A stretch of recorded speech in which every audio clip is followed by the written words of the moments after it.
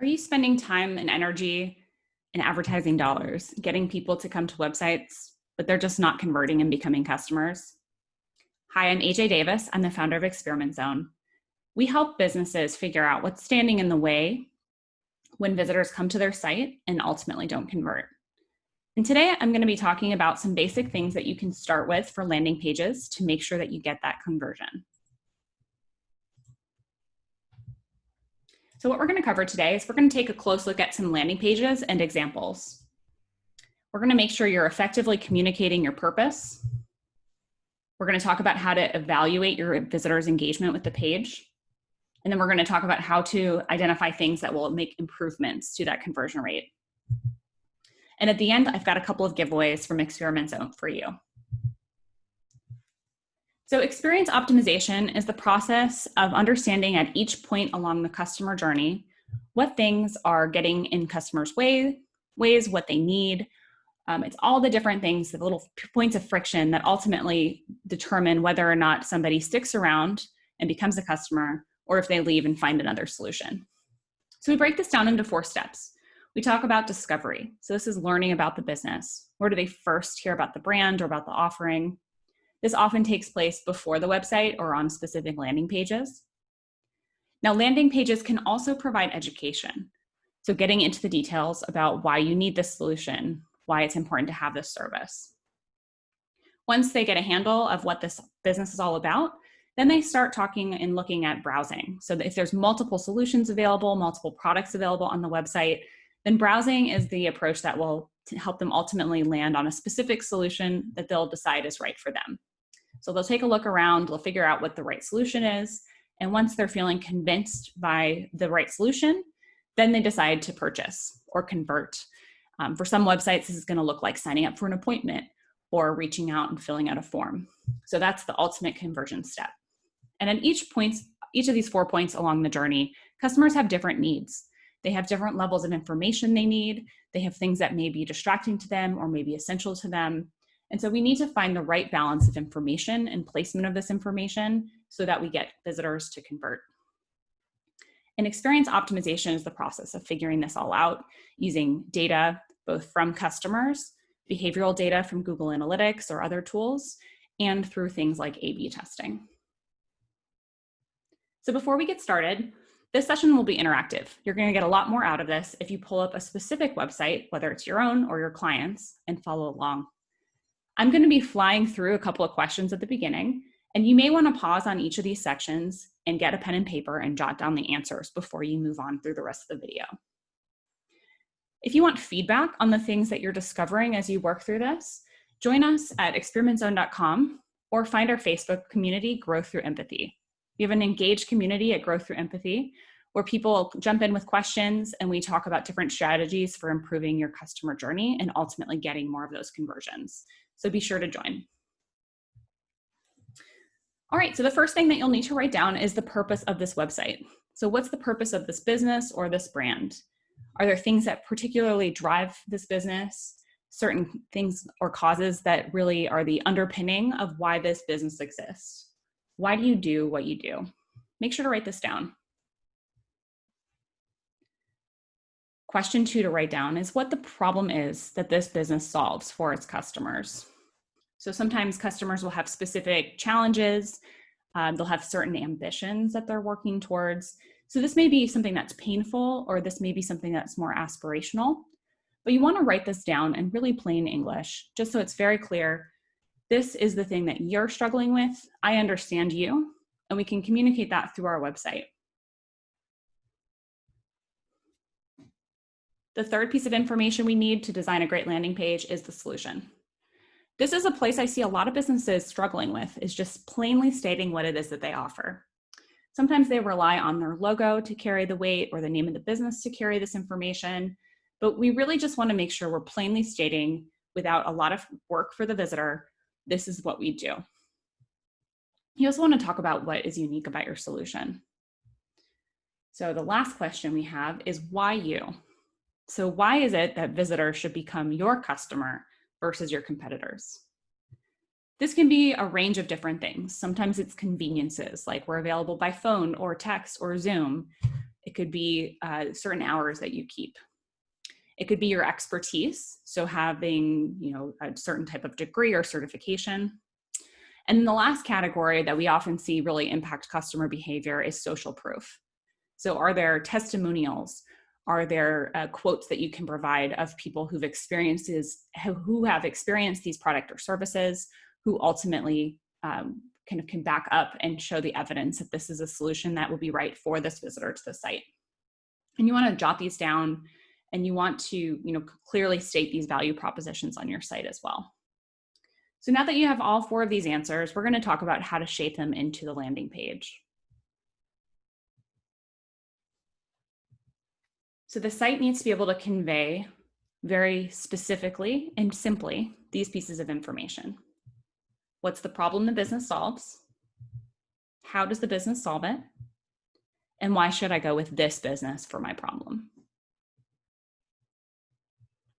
There are different ways of assessing how well the website's working. So you could look at the conversion rate alone and understand how many people fill out a form or sign up divided by the total number of people who come. That's your conversion rate. It's a great number, but you do need to also understand what might be causing friction if you want to increase the number. So here's a couple of ways to look about it. So you can figure out if people get it when they come to your site using tools like 5secondtest.com. You can also do this informally with friends or family or colleagues, but those people tend to not give you the honest answers. They may be more critical or less critical, or they may be less familiar since they don't have the same problem your customers might have. So using something like 5secondtest.com will help you understand, for people without the context of who you are and what your business does, what people's first impression is. It pulls up your site for 5 seconds, and then it presents a question, and you can write the question. So here's some examples of what you might ask. What is this website about? What can you do on this website? And once you get those answers back, you'll get a clear sense for where some opportunities may be, where you're falling short in being able to convey the answers to those 3 questions quickly. So now what we're going to do is we're going to switch gears and we're going to look at some example sites. I'm based in Austin, Texas, and so I pulled up a couple of therapy sites just using Google search and the landing pages that they provided. So looking at these 2 different examples, the first thing I'm going to ask is, what's above the fold? So this is the information that I see without scrolling. Now this page in particular has a pretty prominent green navigation, meet our team, testimonials, counseling services. It's a little bit of work to find out that this is a counseling site. They say connect more deeply with others, build lasting and meaningful relationships. So these are speaking to maybe my aspirations or some of the challenges that I have. And I can also see that they're open for online counseling. So there's some specific information that's being conveyed here, and I can see that I can make an appointment. And generally this information is easy to read. There's enough contrast between the text and the background that I'm not feeling any issues with the size of the font, the color of the font, the placement of things. I can pretty easily scan this and see what this site is about, but it's not plainly stating what kind of counseling services they offer, or even that they are. I had to look into the navigation to see it. So what I would love to see is discover the happiness or connect more deeply with others, you know, personal one-on-one counseling services or group counseling services, whatever it is that they're offering, to state that plainly just below that solution that they're describing. Let's look at one more example. This is another one out of Austin. They're specializing in LGBTQ issues. I love how plainly they're stating they're Austin therapist and they have a specialty. So it's telling me who they are, where they are, and the type of people that they help, and related, the kinds of problems they solve. So LGBTQ related issues. However, there's a big block of text on the right side. So there's a lot for me to do. It's a lot of work for me to do here.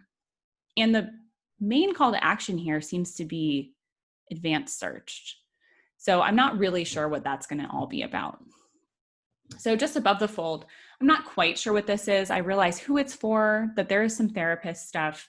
It looks like I can create a profile, but I'm not 100% sure what actions I can do if I wanted to get therapy here.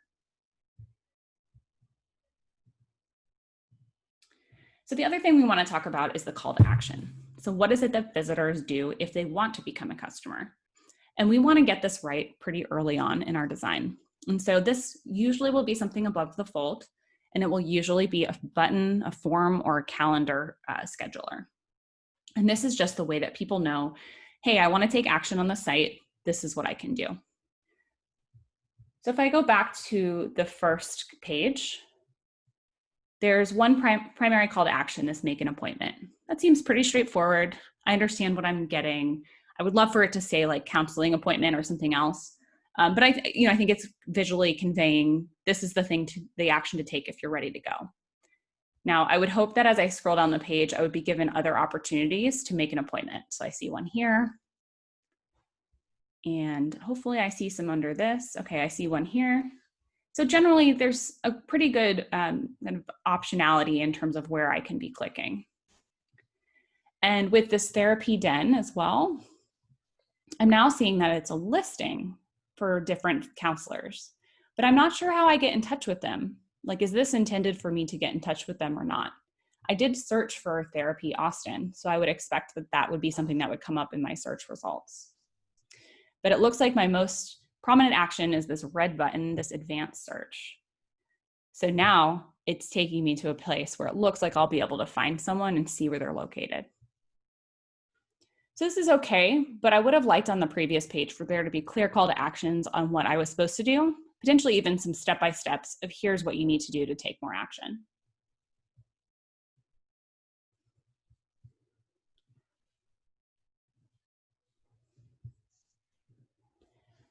All right, so just a couple of things before we wrap up today.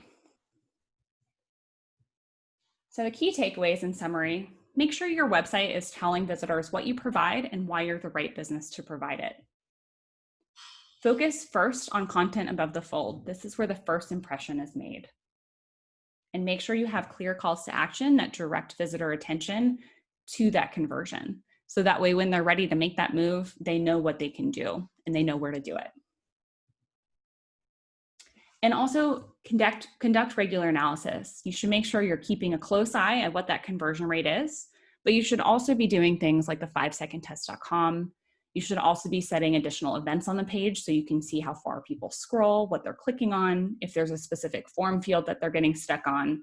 And you want to make sure you're always testing out and experimenting with different ways of presenting the information and measuring the impact so you can put your best foot forward.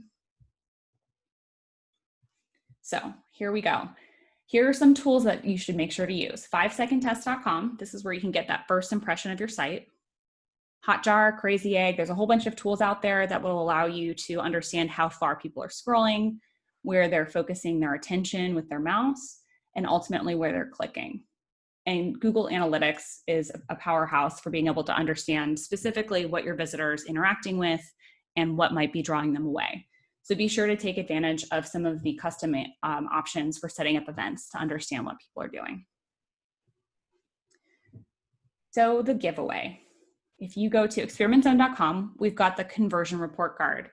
You will get 3 to 5 specific conversion things that you can do in order to drive up the customer experience of your site and ultimately see more conversions. So make sure to submit your site at experimentzone.com for that free feedback. You can also join our monthly webinar. We have a webinar at growththroughempathy.com where we cover various topics around marketing and conversion rate optimization. And as I mentioned at the start, be sure to join our free Facebook group so that you can reach out to me directly and join in on our great discussions. And if you're curious to learn more about conversion rate optimization, go to experimentzone.com. We've got a great blog post which takes you through in much more detail all the specific ways that conversion rate optimization can help out your business. Thanks so much for listening in.